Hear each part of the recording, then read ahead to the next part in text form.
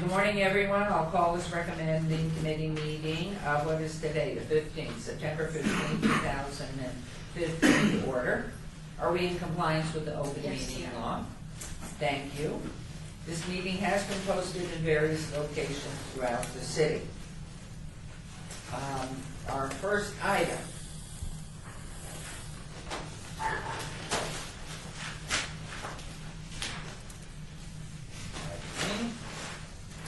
This is agenda item number 3.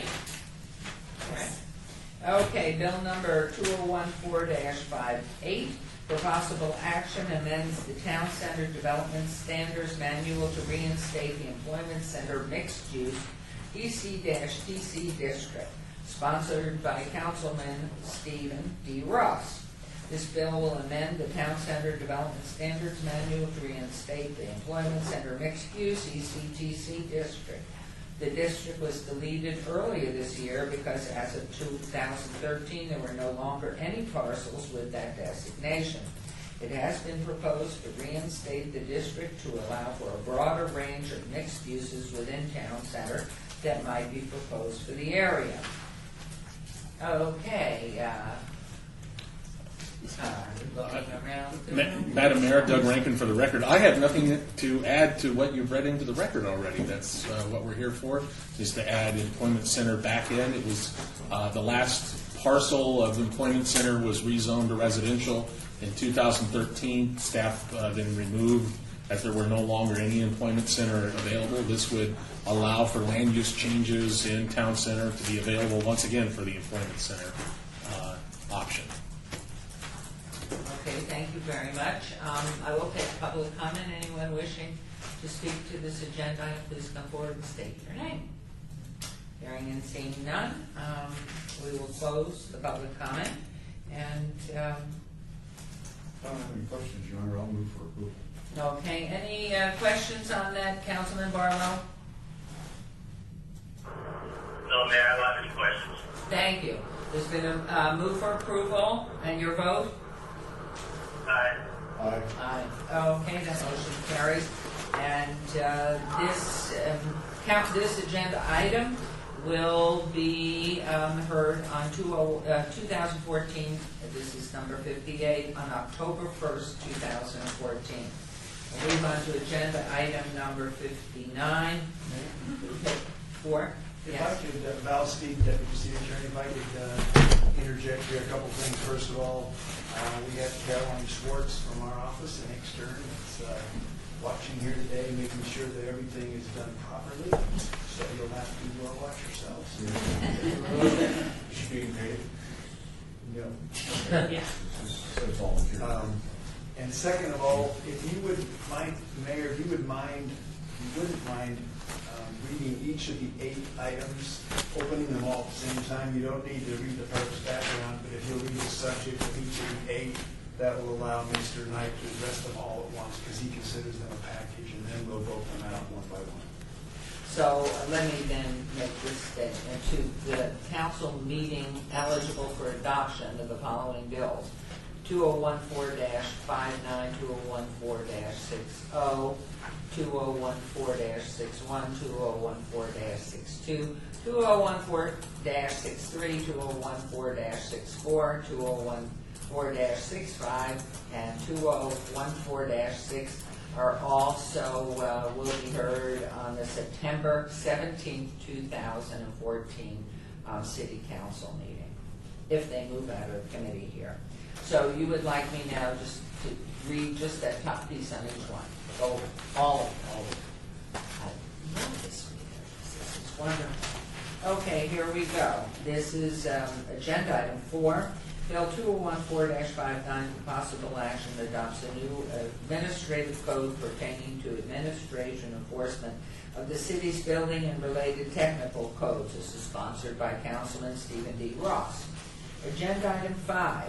Bill 2014-60 for possible action adopts the 2012 edition of the International Building Code, together with amendments thereto. This is also sponsored by Councilman Stephen D. Ross. And we'll move on to agenda item 6.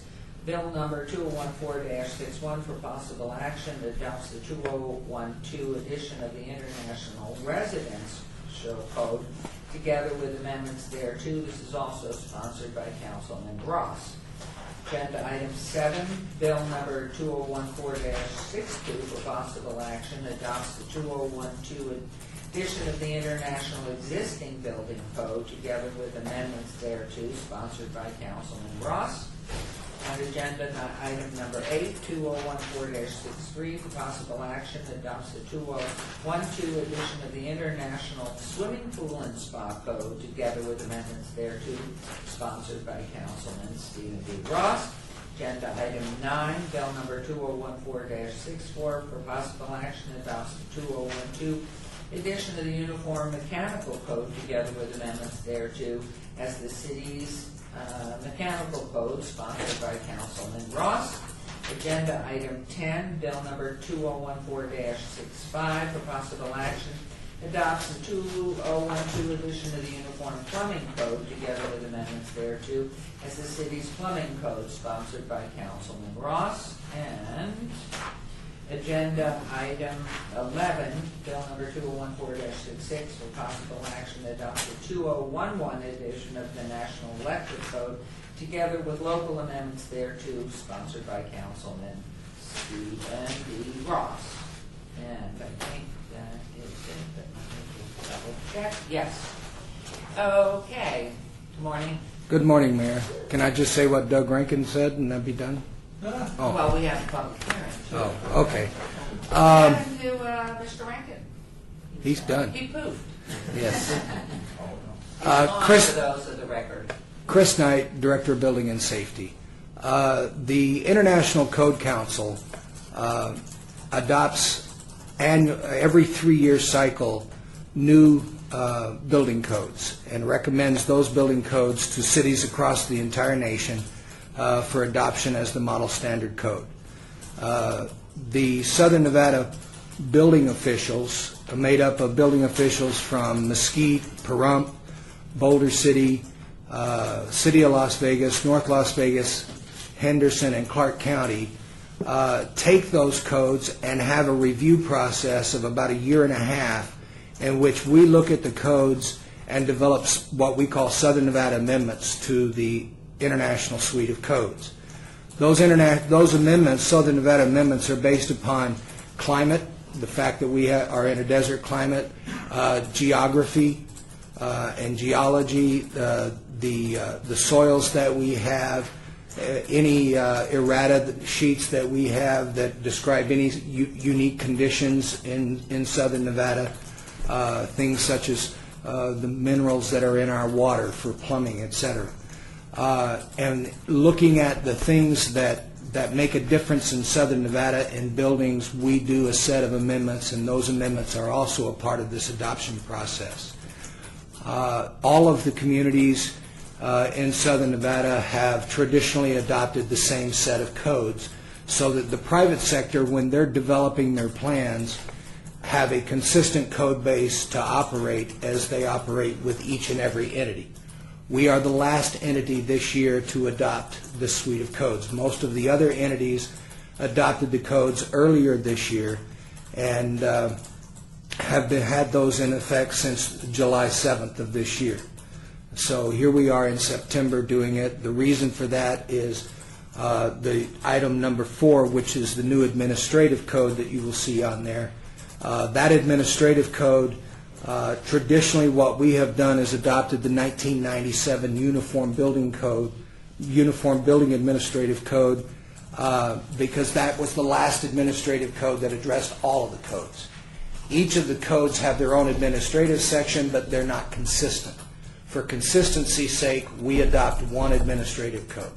What we have done this year that has not been done in the City of Las Vegas before is we took the Uniform Building Code and we took our amendments that we adopt every 3 years to that and combined them into one document so that you don't have to look at 2 documents to figure out how we administer our codes. Plus, as a result of the review of the city's municipal code, there were certain sections that came out of the municipal code that were more appropriate in our building administrative code. such as permits for fallout shelters. We've not had a rush on fallout shelters, but there was a time that we did. So, yes.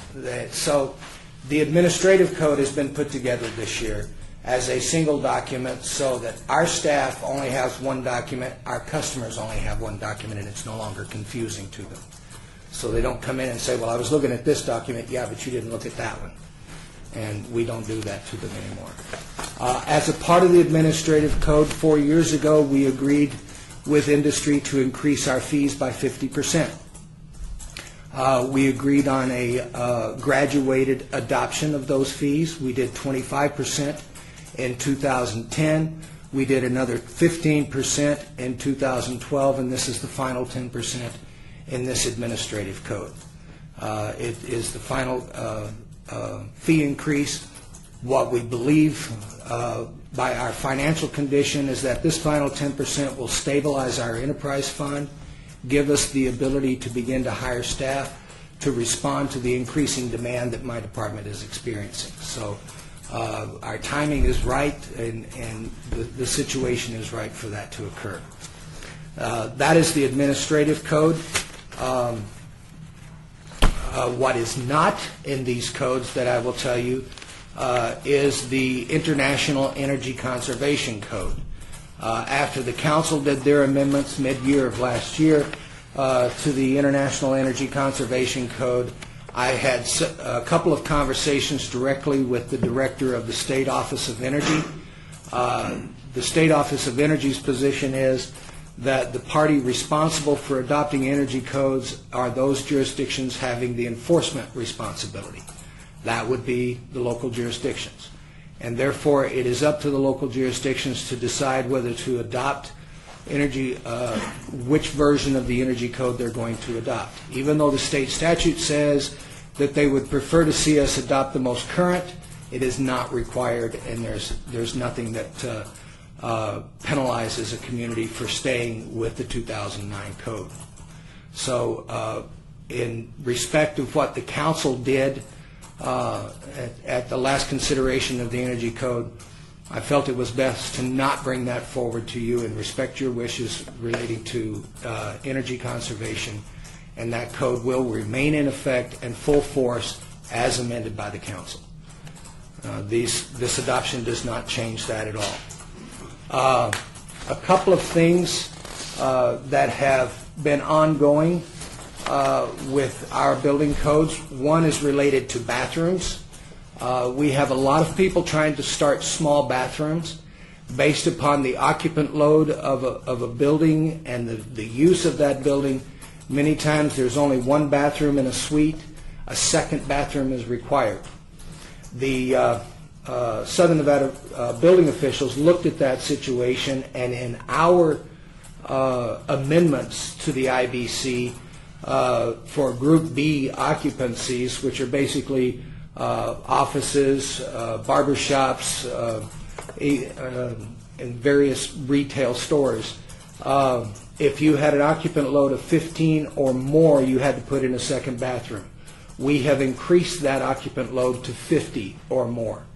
So we've more than tripled it so that small businesses can get into business without having a $25,000 expense of adding a second bathroom that makes us more business friendly.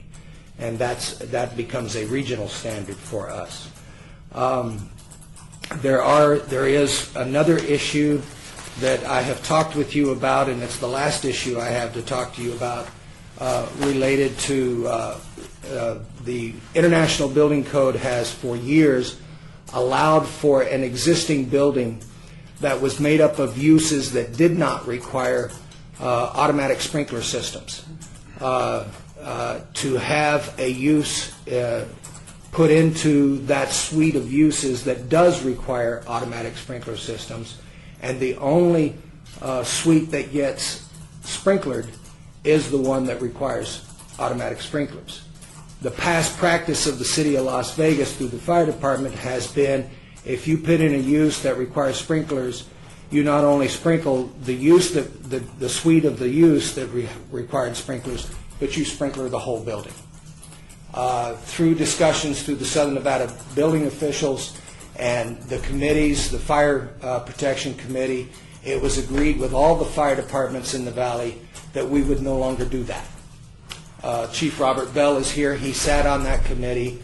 What is required now in the building code is if you have a use that goes into a non-sprinklered existing building that requires sprinklers, you will be required to sprinkler that building, put in a 2-hour firewall protection so that you're protecting other uses from any fire hazards, or vice versa, the occupants of that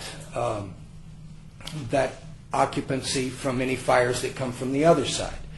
And it would be sprinkled. The only requirement... If I may? Yes, ma'am.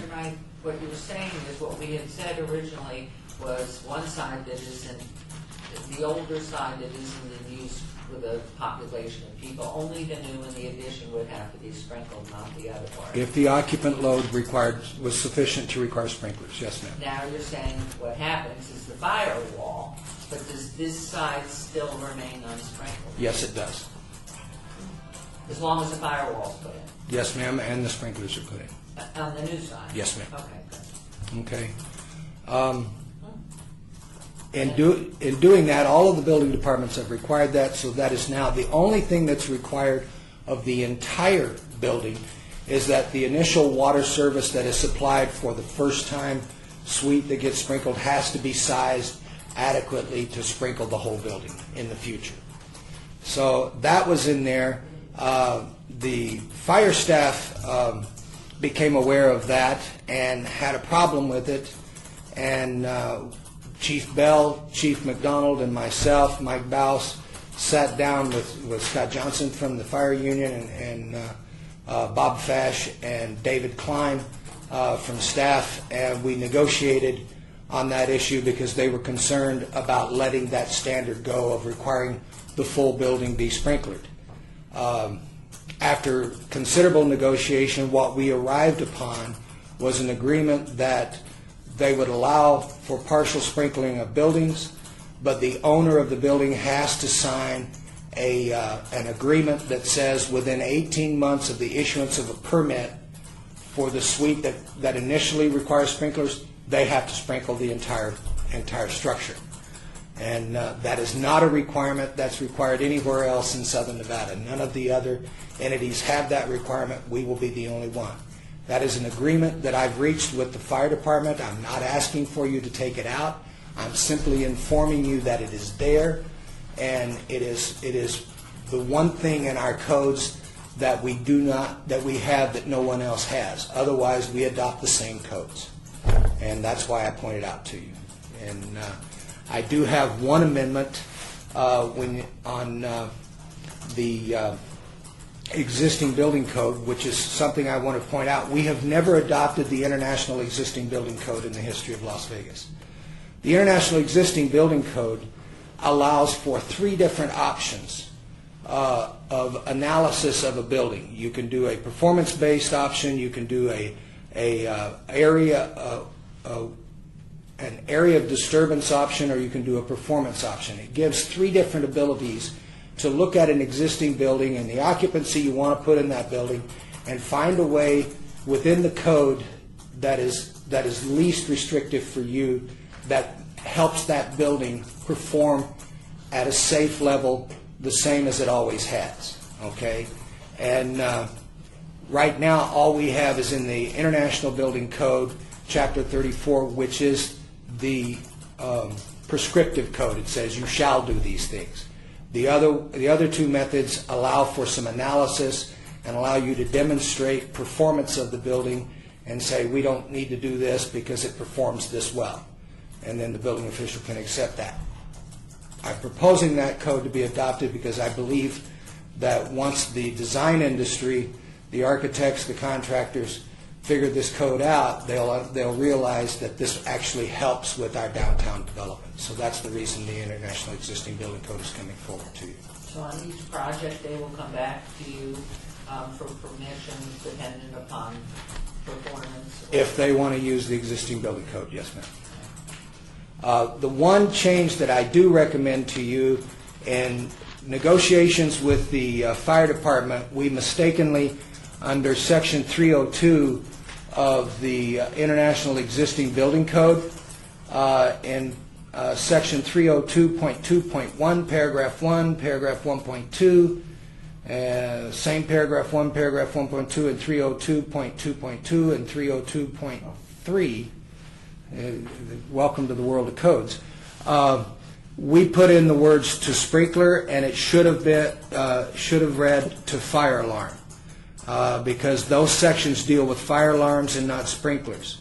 And what it does is it requires fire alarms throughout the building instead of sprinklers. And we would like that amendment to replace the 2 words "to sprinkler" with the 3 words "to fire alarm."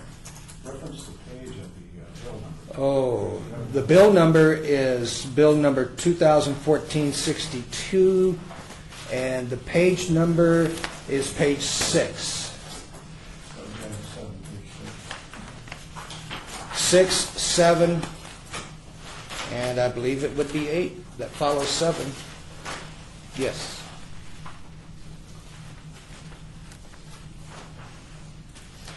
And you'll see 302.2.1 additions, and it says exceptions. And under exceptions, number 1, 1.2, the property owner has signed an agreement by the fire code official to fire alarm the remainder of the building within 18 months from time of building permit issue, rather than sprinkler, because that section deals with fire alarm systems. So working with, I'm thinking about people coming down into the redevelopment area, buying an old building, applying for the quick start. Ballpark costs, additional costs of sprinkling the old part of the building. I know it has to do with size and everything else, but that's sort of major, isn't it? Yes, ma'am. It could become, depending upon the size of the building, depending upon the age of the building, the construction of the building, it could be very expensive, or it could be moderately expensive, or it could be cheap. You just don't know what conditions you get into. So as we go forward, there's nothing more important than life, so that's a given. Right. We want it safe. But when you're looking at an old building down in Fremont or somewhere in the downtown area, where perhaps it's storage of, who cares, car equipment. They have 18 months on purchase to sprinkle that old portion that's storing, who cares, axles. Not on purchase. They have 18 months. If they move in, it's more applicable, say, to a strip mall.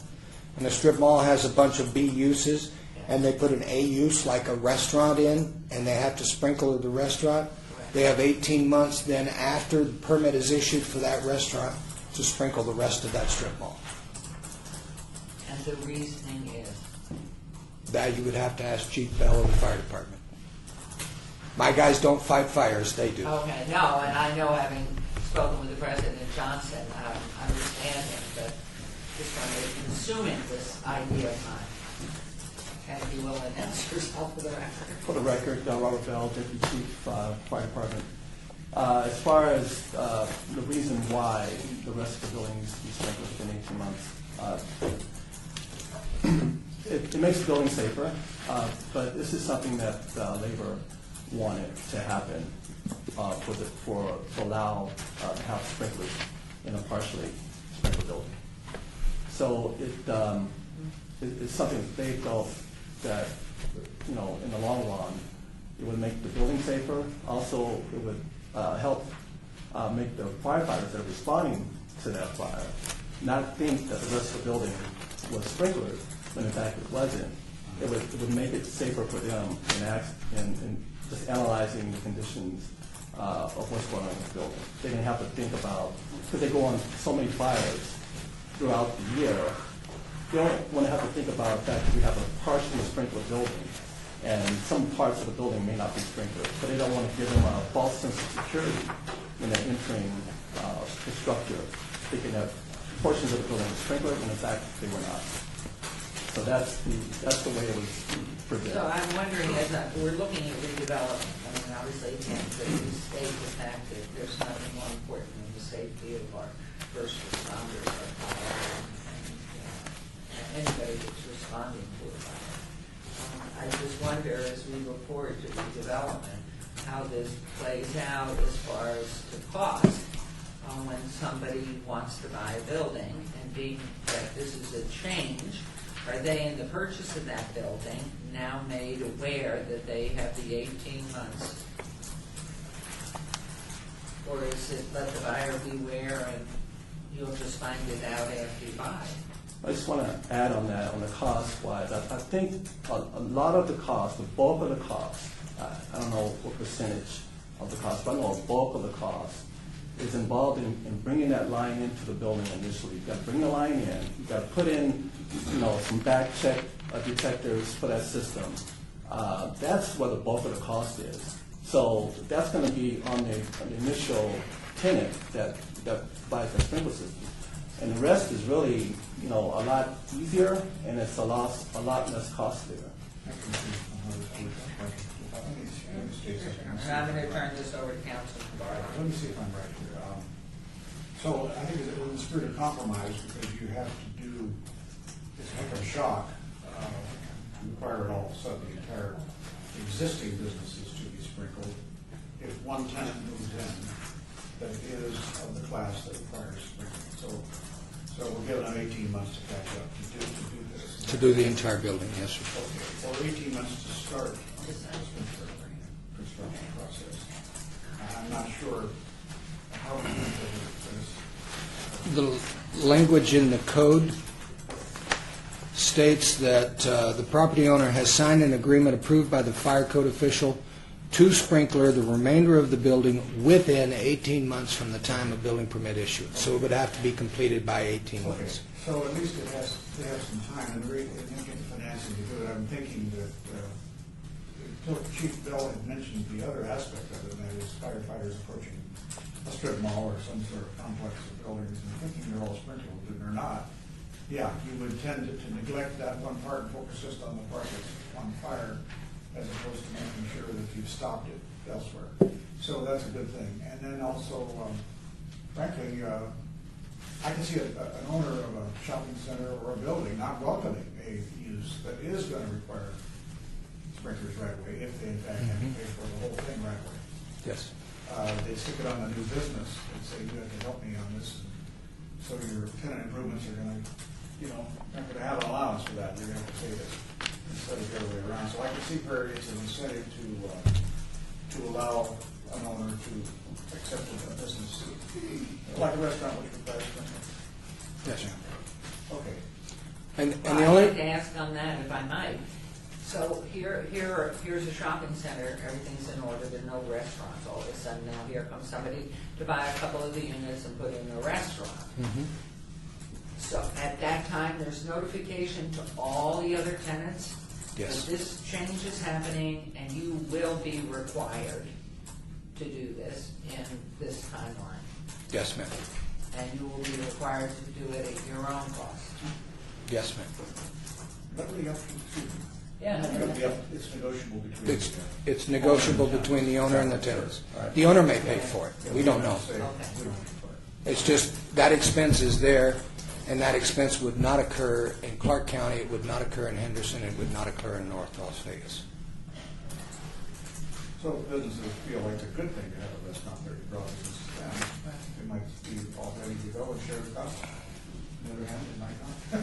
But it is made public to all the tenants in that, for instance, shopping center, that this is happening, somebody's buying in, and you will be required, however. The language says it's a requirement on the owner of the building to sign the agreement, so it's up to the owner to make that notification. Thank you. Thank you. Now we're down to public comment. If there's anyone from the public wishing to speak on this item, please come forward and state your name for record.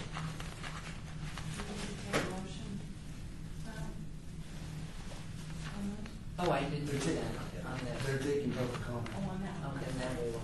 On everything, right? Right, all the ones that we read. This one. Yes. This is public comment. Anyone wishing to speak on any item 2014-58 through, I'm sorry, 59 through 66. Seeing no one from the public wishing to speak, we'll close public comment and we'll entertain a motion at this time. And can we take, so it's one at a time? So I'll entertain a motion on 2014-59. So moved. All in favor? Okay, before I vote, I just want to say one thing, Mr. Chair. This will be ask this question, which will be universal for all the motions. You've outlined just the one slight difference between the county and the city, I think. That's the only difference. And you had plenty of public meetings with the industry. Yes, sir. parties, including contractors. The industry knows that this is going on. Okay. Did Councilman Ross have a chance on this? I know he's our building expert. Yes, I briefed him on it. Yeah, okay. Yes. Good. Thank you, ma'am. I'll vote yes. Okay. Motion? Yes, made and. Okay. and- Aye. Aye. So moved. This motion passes. Bill number 2014-60. Motion. So moved. All in favor? Aye. Aye. So moved. 2014-61. So moved. All in favor? Aye. So moved. 2014-62. Motion. If there, You've amended. yes. Okay. And- There's a question on the motion? Go ahead. I need to amend with the language substituting the word sprinkler on pages 6, 7, and 8 with the two words fire alarm. Can you have that, Mr. Knight? Yes, sir, I have it in detail. Are there any additional changes, Councilman? Sorry. So amendment two passed. All in favor? Aye. Aye. With the amendments? Aye. Aye. So moved. 2014-63. Motion. So moved. All in favor? Aye. Aye. So moved. And 2014-64. Motion. Moved. All in favor? Aye. Aye. Okay. So moved. 2014-65. Motion. Moved. All in favor? Aye. Aye. So moved. And 2014-66. Motion. Moved. All in favor? Aye. Aye. So I believe we cleared everything. Hopefully I didn't leave anything out. And at this time, much success to you tonight. And Thank you. Bill, thank you very much. Thank you. And just think now that we are down to public comment, anyone from the public wishing to speak on this portion of the agenda, please come forward and state your name for the record. Seeing none, I entertain a motion. Move to adjourn. Okay. All in favor? Aye. Aye. Aye. So moved. Thank you. Beverly, before it gets